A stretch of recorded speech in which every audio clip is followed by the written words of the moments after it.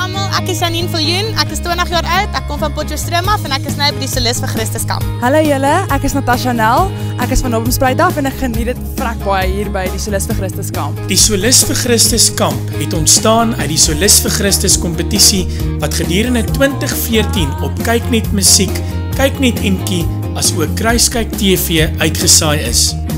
Hallo julle, ek is Jan Hendrik Libbe en ek is van Katoo in die Noord-Kaap. Hierdie kamp is net ongelooflik. Ek het so baie geleer en ek beveel dit aan vir almal. Dit gee vir kunstenaars wat die musiekwêreld wil betree, die platform en kennis wat hulle nodig het om 'n suksesvolle loopbaan aan te pak. Liedjies skryf, sangtegniek, ateljeeopnames, die besigheidsplan, musiekvideo's, hare en grimering en televisie is maar net van die punte wat aangeraak word. Ek geniet dit vreeslik hier by die kamp, dit is vreeslik lekker hierso. Wat ek die mees interessant gevind het was die kursus van die liedjies skryf en die grimering.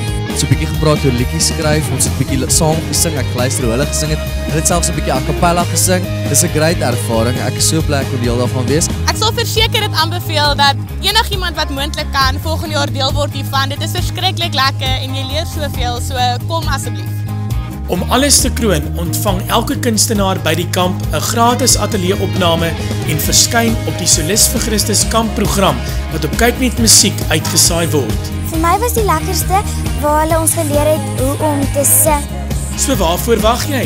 Skryf nou in vir 'n onvergeetlike en inspirerende 2 dae en ervaar die energie saam met gevestigde kunstenaars soos Johan C. Venter, Antoni Bogus en vele meer in die industrie. Ek sal definitief ander mense aanraai om weer hier 'n draai te maak. Ek dink self ek gaan volgende jaar by hier wees. Ek sing dat ek is Solis vir Christus. Inskrywings is nou oop vir die April skoolvakantiekamp.